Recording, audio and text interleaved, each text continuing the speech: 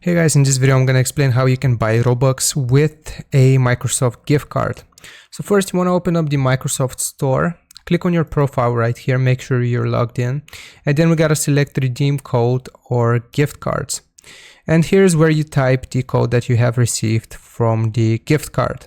Now, after you have written this code right here, if you don't already have Roblox, you want to install it from the Microsoft Store. So remember, it's really important that we install Roblox from the Microsoft Store. So right here, it should say get for you. I already have it installed, so I'm just going to click on play, and this will load up Roblox. So just give it some time to load. Okay, like so. And now this is where we buy the Robux.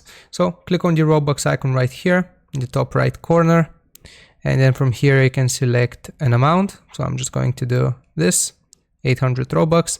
It will ask you to log in with your account if you're not already logged in right here, and then you will see the option to receive your Robux with the gift card. So you will have balance added to your account, and then you can just use this balance right here that you have on your Microsoft Store account and buy Robux that way.